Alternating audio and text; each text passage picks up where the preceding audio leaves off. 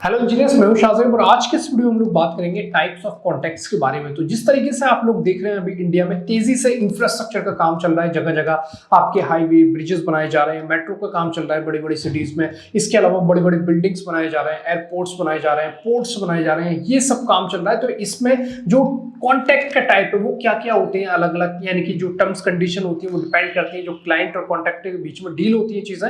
तो बहुत तरीके के अलग अलग टाइप्स होते हैं कॉन्ट्रैक्ट्स के। तो इन सभी चीजों को हम लोग डिस्कस करेंगे डिटेल में। इसके साथ साथ आप देखेंगे जो भी बड़े प्रोजेक्ट्स हैं, जो भी आपके लार्ज स्केल पे जो प्रोजेक्ट्स चल रहे हैं, जैसे कि दिल्ली मुंबई एक्सप्रेसवे, ये आपका 1 लाख करोड़ का प्रोजेक्ट है।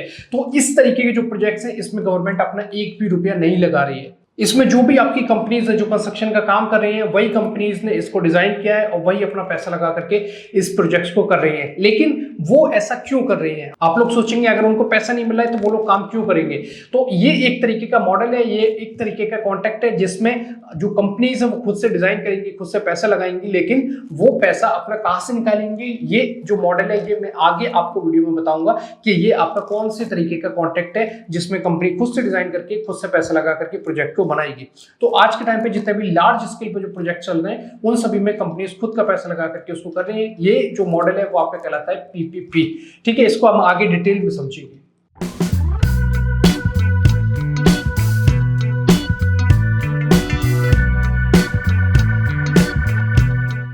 तो सबसे पहले हम बात करते हैं आइटम वाइज कॉन्ट्रैक्ट की। आइटम वाइज कॉन्ट्रैक्ट क्या है? तो जैसे आप लोग देखते हैं कि अगर आपको कोई एक बिल्डिंग बनानी है तो बिल्डिंग के अंदर आपको बहुत सारे अलग अलग काम करने हैं। जैसे आपको कंक्रीट कास्ट करना है, आपको स्टील फिक्स करना है, आपको शटरिंग लगानी है, आपको प्लास्टर वर्क करना है, आपको ब्रिक वर्क करना है, आपको पेंट वर्क करना है, फ्लोर वर्क करना है। तो इन सभी के जो रेट्स हैं वो अलग अलग होंगे और इन सभी को करने की जो लेबर है वो अलग अलग होगी। तो इन सभी में अलग अलग मटेरियल लग रहा है, अलग अलग तरीके की लेबर लग रही है, अलग अलग तरीके की मशीनरीज टूल्स इसमें यूज हो रहे हैं। तो इन सभी के जो रेट्स है वो अलग अलग है। जैसे कंक्रीट कास्टिंग का रेट हमारा अलग होगा, स्टील का अलग होगा, ब्रिक वर्क का क्यूबिक मीटर में होगा, शटरिंग की अगर हम बात करें तो वो स्क्वायर मीटर में होगी, फ्लोर वर्क की अगर हम बात करें तो स्क्वायर मीटर या स्क्वायर फीट में होगा। तो सबके यूनिट अलग अलग है, इन सबके रेट्स अलग अलग होंगे। तो ये आपका कहलाएगा आइटम वाइज कॉन्ट्रैक्ट, जिसको आप यूनिट प्राइस कॉन्ट्रैक्ट भी बोल सकते हैं। और इसमें आपको रेट एनालिसिस की बहुत ज्यादा जरूरत पड़ती है, जिसमें आप यूनिट प्राइस कैलकुलेट करते हैं। और रेट एनालिसिस के लिए आप हमारी बहुत सारी पिछली वीडियोस को देख सकते हैं। और जितने भी छोटे लेवल के हमारे प्रोजेक्ट्स होते हैं उसमें मोस्टली हमारे आइटम वाइज कॉन्ट्रैक्ट्स होते हैं। इसके बाद हम बात करते हैं पीस वर्क कॉन्ट्रैक्ट की। पीस वर्क कॉन्ट्रैक्ट क्या होता है? ये भी आपका एक टाइप ऑफ कॉन्ट्रैक्ट है, पीस वर्क कॉन्ट्रैक्ट। तो इसमें क्या होता है कि जो भी आप बड़ी बड़ी कंपनीज देखते हैं, जैसे कि आपका नागार्जुन कंस्ट्रक्शन है, शाहपुर पालन जी है, एल&टी कंस्ट्रक्शन है, या फिर आपका टाटा कंस्ट्रक्शन है। तो ये जो बड़ी बड़ी कंपनीज है, इन्होंने क्या किया, इन्होंने क्लाइंट से कॉन्ट्रैक्ट उठा लिया, यानी कि हो सकता है कि क्लाइंट जो है वो गवर्नमेंट है, तो इन्होंने अपने नाम पे पूरा कॉन्ट्रैक्ट ले लिया। ठीक है, पूरा प्रोजेक्ट ये कर रहे हैं, लेकिन ये क्या करेंगे, छोटे छोटे वेंडर्स को हायर करेंगे। अब इनके पास जो बड़ी कंपनीज है उनके पास इतनी सारी लेबर या एम्प्लॉइज नहीं है कि ये सारा काम खुद से करें। तो ये क्या करते हैं, छोटे छोटे वेंडर्स को हायर करते हैं। छोटे वेंडर्स को हायर करेंगे, किसी से इन्होंने कंक्रीट को कास्ट कराना है, किसी से स्टील फिक्स कराना है, किसी से इन्हें जो है ब्रिक वर्क कराना है, किसी से फ्लोर वर्क कराना है। तो सबको अलग अलग काम इन्होंने बांट दिया और सिर्फ जो काम बांटा है सिर्फ उसके बारे में इन्होंने डिटेल दे दी कि इस रेट में आपको ये काम करना है। बाकी जो काम है उसका इनसे किसी से कोई मतलब नहीं है, यानी कि जो वेंडर है उसको टोटल क्वांटिटी क्या है, टोटल कॉस्ट क्या है, उस किसी चीज से मतलब नहीं है। सिर्फ अगर वो कंक्रीट कास्ट कर रहा है तो सिर्फ कंक्रीट से उसका मतलब है। तो अलग अलग इन्होंने छोटे छोटे वेंडर्स को ये काम बांट दिया और उसके थ्रू वो काम वहां पर जो है एग्जीक्यूट हो पा रहा है। तो ये आपका कहलाता है पीस वर्क कॉन्ट्रैक्ट। इसके बाद नेक्स्ट आपका आता है percentage wise contract. Percentage wise contract क्या है? इसमें क्या होगा कि आपका जो क्लाइंट है, यानी कि जो प्रोजेक्ट का ऑनर है, उसने फिक्स कर लिया कि मेरे पास 50 लाख रुपए हैं, मैं 50 लाख में एक प्रोजेक्ट को बनाना है मुझे। ठीक है, तो वो बता देगा कि अगर मैं खुद से बनवा रहा हूं तो मेरी कॉस्ट जो है वो 50 लाख रुपए है। लेकिन उसको पता है कि जो भी कॉन्ट्रैक्टर काम करेगा, अगर हम भी कोई काम करते हैं तो हम अर्निंग के लिए काम करते हैं, यानी कि अगर कोई आपका काम कर रहा है तो वो अपने पैसा कमाने के लिए काम कर रहा है, वो फ्री में तो आपका काम नहीं करेगा। तो क्लाइंट को पता है कि उसका जो वो अगर खुद से काम करा रहा है तो 50 लाख रुपए उसके खर्च होने हैं, यानी कि 50 लाख रुपए उस प्रोजेक्ट में लगने हैं। इसके अलावा जो उसकी देखरेख करेगा, यानी कि जो कॉन्ट्रैक्टर होगा, जो एग्जीक्यूट करा रहा है अपने एम्प्लॉइज लगा करके, तो वो क्या करेगा कि वो अर्निंग के लिए उस प्रोजेक्ट को कर रहा है। तो क्लाइंट क्या बोलेगा कि 50 लाख रुपए में ये हो रहा है, उसके अलावा आप अपना कितना परसेंट लोगे, इस पे कितना प्रॉफिट लोगे काम कराने का, वो आप अपना फिक्स करके मुझे बता दो। तो इस तरीके के टेंडर्स निकाले जाते हैं जिसमें कि मान लीजिए कोई बोल रहा है कि मैं 4% पे कर दूंगा, 50 लाख का प्रोजेक्ट है, 4% उसने लगा दिया, यानी कि 2 लाख रुपए उसके प्रॉफिट के हो गए, 2 लाख रुपए उसका अर्निंग मार्जिन हो गया।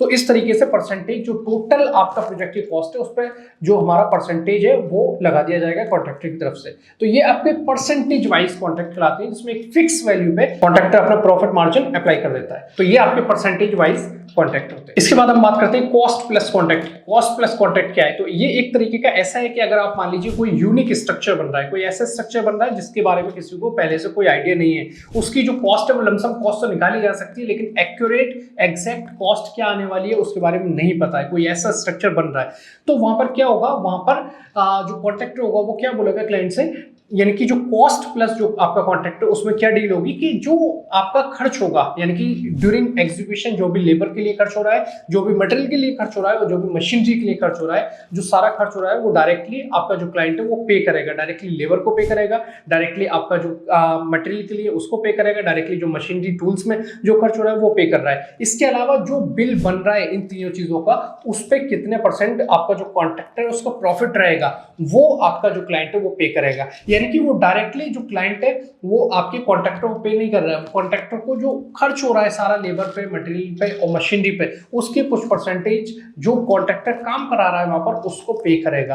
तो ये आपका कॉस्ट प्लस कहलाता है, जिसमें कॉन्ट्रैक्टर को किसी भी तरीके का कोई लॉस नहीं होता है। और ये आपका जब होता है जब आपका कोई यूनिक स्ट्रक्चर बनना है जिसके बारे में किसी को पहले से कोई आइडिया नहीं होता है और इसकी लमसम कॉस्ट जब निकाली जाती है उस केस में कॉस्ट प्लस कॉन्ट्रैक्ट्स उठाए जाते हैं। इसके बाद आपका एक आता है plinth area contract. Plinth area contract क्या होता है? इसको आप बोल सकते हो कि जो आपका जो छोटे छोटे लेवल पे जो काम होते हैं, यानी कि आपके जो बिल्डर्स घर बनाते हैं 5 फ्लोर की बिल्डिंग, 10 फ्लोर की बिल्डिंग, तो इसमें क्या होता है, इसमें वो स्लैब को मेजर करते हैं या फिर प्लिंथ एरिया को मेजर करके उसके हिसाब से वो बोलते हैं कि ये आपका जो है कवर एरिया है, आपको मान लीजिए 1000 स्क्वायर फीट का कवर एरिया है, 2000 स्क्वायर फीट का कवर एरिया है, तो इसमें हम जो है इतने रुपए स्क्वायर फीट के हिसाब से चार्ज करेंगे, जिसमें आपको बाकी कुछ मेजर नहीं करना है, आपको सिर्फ स्लैब के एरिया या फिर आपको प्लिंथ एरिया मेजर करना है, उसके हिसाब से उसकी जो कॉस्टिंग निकाली जाएगी। हो सकता है वो कवर एरिया में आप लेबर रेट पे काम कर रहे हो या फिर आप विद मटेरियल काम कर रहे हो। तो इस तरीके के जो प्रोजेक्ट्स होते हैं, इस तरीके के जो कॉन्ट्रैक्ट्स होते हैं, उनको प्लिंथ एरिया कॉन्ट्रैक्ट या फिर आपका स्लैब एरिया कॉन्ट्रैक्ट इसको बोला जाता है। इसके बाद आपका आता है लंप सम कॉन्ट्रैक्ट। लंप सम कॉन्ट्रैक्ट में क्या होता है, आपकी जो वैल्यू है यानी कि जो कॉस्ट ऑफ प्रोजेक्ट है वो फिक्स है, ना तो वो ऊपर जाएगी ना वो नीचे आएगी, इसमें आपकी फिक्स्ड वैल्यू रहेगी, तो इसको बोला जाता है लंप सम कॉन्ट्रैक्ट। इसके बाद आपके आते हैं ईपीसी या फिर टर्नकी प्रोजेक्ट्स। ईपीसी या टर्नकी प्रोजेक्ट्स के बारे में आप लोगों ने बहुत सुना होगा, मैंने भी इसमें क्या डिफरेंस है इसके ऊपर एक वीडियो बना रखी है पहले से, आप जाकर के नीचे आपको लिंक दे रखा है, वहां पर जाकर के आप इस वीडियो को देख सकते हैं। लेकिन मैं यहाँ पर आपको बता देता हूँ शॉर्ट में कि ईपीसी और टर्नकी में क्या डिफरेंस है। तो टर्नकी ऐसे प्रोजेक्ट्स हैं जिसमें आपके क्लाइंट को कुछ भी नहीं करना होता है, यानी कि क्लाइंट को सिर्फ ये बताना है कि हमें ये प्रोजेक्ट कराना है, इसके बाद जो कॉन्ट्रैक्टर होगा वही उस प्रोजेक्ट को डिजाइन करेगा, वही उसको एग्जीक्यूट करेगा, और क्लाइंट का काम क्या है कि सिर्फ वो टर्न द की, यानी कि फैसिलिटीज को लेने के लिए वो सिर्फ की को टर्न कर रहा है, ये आपके टर्न की प्रोजेक्ट कहलाते हैं। इसमें क्या होगा, जैसे कि हम देख सकते हैं जो हमारा नोएडा इंटरनेशनल एयरपोर्ट है, यानी कि जो हमारा जेवर इंटरनेशनल एयरपोर्ट जो बन रहा है, उसमें क्या हुआ है कि एक आपकी स्विस कंपनी जो एयरपोर्ट्स को बनाती है, जो कि आपकी ज्यूरिच इंटरनेशनल एयरपोर्ट करके, तो ये इसको प्रोजेक्ट दिया गया है जिसमें पूरा सारा डिजाइन, यानी कि 4 फेज में ये बनना है, और चारों फेज का जो डिजाइन है, कैसे बनना है, कैसे सारी चीजें रहेंगी, वो सारी आपकी जो है ज्यूरिच इंटरनेशनल ने डिजाइन की है। यानी कि जो आपकी NIAL है, यानी कि Noida international airport authority limited, तो ये इसने क्या किया है, इसने सारा का सारा उठा करके ज्यूरिच इंटरनेशनल को दे दिया, यानी कि आपको ये देखना है कि कैसे इसको ऑपरेट करना है, कैसे बनाना है, सारी चीजें हमें इसके बारे में कोई आइडिया नहीं है। यानी कि इस तरीके के जो प्रोजेक्ट्स हैं वो आपके टर्नकी कहलाएंगे। लेकिन ज्यूरिच इंटरनेशनल, अब उसके पास इतने एम्प्लॉइज, इतने लेबर्स नहीं है कि वो खुद से काम कर सके, तो इन्होंने क्या किया, इन्होंने जो फेज 1 का काम है वो टाटा कंस्ट्रक्शन को उठा करके दे दिया, टाटा प्रोजेक्ट्स को। तो टाटा प्रोजेक्ट्स को जो काम मिला, टाटा प्रोजेक्ट्स उसको डिजाइन करेगा, उसको बनाएगा, लेकिन ज्यूरिच ने क्या किया कि उसको पूरा समझा दिया कि इस तरीके से होगा, यानी कि टेक्निकल स्पेसिफिकेशंस दे दी, बेसिक इंजीनियरिंग बता दी। तो यहाँ पर क्या हुआ कि ज्यूरिच इंटरनेशनल ने वो जो प्रोजेक्ट उठाया वो टर्नकी था, लेकिन जब उसने टाटा को दिया तो टाटा को बहुत सारी चीजें समझा दी कि किस तरीके से काम होना है। तो टाटा ने जो कॉन्ट्रैक्ट लिया वो आपका कौन सा कॉन्ट्रैक्ट होगा, वो आपका होगा ईपीसी, यानी कि उसमें भी आपको डिजाइन करना है, यानी कि उसको पूरा डिजाइन करना है, उसको बनाना है और उसको एक्सिक्यूट करना है। तो इस तरीके से सिर्फ माइनर डिफरेंस है आपका टर्नकी में और ईपीसी में। इसके बाद नेक्स्ट हमारा आता है जिसको हम बोलते हैं PPP model, triple P, 3P बोला जा सकता है, इसको P3 भी बोला जा सकता है, जिसको बोला जाता है पब्लिक प्राइवेट पार्टनरशिप।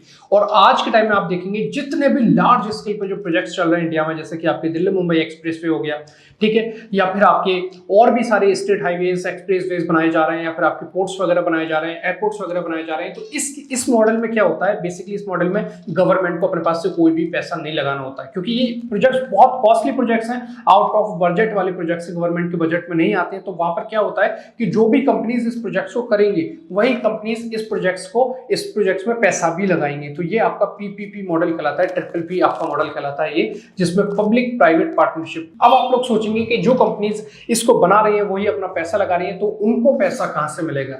तो उनको पैसा कहां से मिलेगा, उसके लिए 3 मॉड्यूल बनाए गए। तो इसमें जो आपके 3 मॉडल हैं ये आपके इस तरीके से, ये आपका है build operate and transfer, BOT. तो एक आपका बीओटी है टोल बेसिस पे, जैसे आप देखते हैं जो भी हाईवेज हैं, हाईवेज पे आपका टोल लगाया जाता है, यानी कि जो भी वहां पर व्हीकल्स चल रहे हैं उन सभी व्हीकल से टोल वसूल किया जाता है। यानी कि आप अगर किसी भी हाईवे पे किसी भी एक्सप्रेस पे जाते हैं तो वहां पर आपको टोल देना पड़ता है। तो जो टोल टैक्स है वो आपका जो डायरेक्टली जाएगा वो किसके खाते में जाएगा? जिस कंपनी ने उस हाईवे को, उस एक्सप्रेसवे को बनाया है। तो 10 साल के अंदर, 15 साल के अंदर जब वो टैक्स वसूल कर लेगी उसके बाद वो गवर्नमेंट के अंडर में आ जाएगा और वहां से टोल प्लाजा हटा दिया जाएगा। तो इस तरीके के जो प्रोजेक्ट्स हैं वो आपके कहलाते हैं पीपीपी, यानी कि पब्लिक प्राइवेट पार्टनरशिप मॉडल। इसके बाद जो दूसरा मॉडल है वो है आपका बीओटी एन्युटी, यानी कि build operate and transfer. Annuity क्या है कि एक तरीके का आपका गवर्नमेंट के साथ डील हो गया कि 10 साल में, 15 साल में, 20 साल में जो भी टोटल प्रोजेक्ट की कॉस्ट आई है वो गवर्नमेंट आपको प्रोवाइड करेगी। हर साल एक फिक्स्ड अमाउंट आपके खाते में जाएगा गवर्नमेंट की तरफ से। यानी कि अगर आप मान लीजिए कि आपका 50 करोड़ प्रोजेक्ट है तो 50 ईएमआई गवर्नमेंट ने बांध दी और हर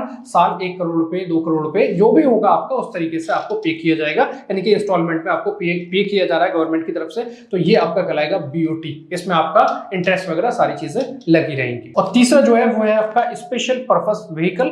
और इसमें क्या हो रहा है कि जो भी आपके स्पेशल पर्पस के जो व्हीकल है उनसे ये आपका वसूला जाता है। और अगर आप इसको डिटेल में पढ़ना चाहते हैं इन सारी चीजों को तो ये आपको मिल जाता है ministry of transport and highways की वेबसाइट पे। वहां से आप इसको डिटेल में पढ़ सकते हैं, क्या क्या कंडीशन है वहां पर आपको डिटेल में समझ में आ जाएगी। तो यहाँ पर इस वीडियो में आपको अच्छे से समझ में आ गया होगा कि आपके टाइप्स ऑफ कॉन्ट्रैक्ट्स कितनी तरीके के होते हैं और इसी बेसिस पे आपके जो टर्म्स हैं, कंडीशंस हैं वो डिसाइड की जाती है क्लाइंट और कॉन्ट्रैक्टर के बीच में। और इसी बेसिस पे आपकी टर्म्स कंडीशन के बेसिस पे आपको जो मंथली बिलिंग है क्लाइंट कॉन्ट्रैक्टर के बीच में वो आपकी की जाती है। तो अगर आप डिटेल में बिलिंग वगैरह सीखना चाहते हैं, आप किसी भी हाईवे प्रोजेक्ट का, किसी भी ब्रिज प्रोजेक्ट का, किसी भी बिल्डिंग का, ओवरहेड वाटर टैंक या फिर मेट्रो प्रोजेक्ट, इन सभी की आप डिटेल में बिलिंग सीखना चाहते हैं, इनका कॉस्टिंग एस्टिमेशन सीखना चाहते हैं, तो आप हमारे कोर्सेज को परचेज कर सकते हैं। इसके लिए आपको क्या करना है, इसके लिए आपको हमारे रेनफोर्स एप्लीकेशन को इंस्टॉल करना है, जिसका लिंक आपको नीचे डिस्क्रिप्शन में दे रखा है। आपको एप्लीकेशन इंस्टॉल करके वहां पर आपको अपने नंबर से लॉगिन करना है और वहां पर आप जाकर के देखेंगे तो सारे कोर्सेज आपको वहां पर दिख जाएंगे। और अगर आप इन सारे के सारे कोर्सेज को परचेज करना चाहते हैं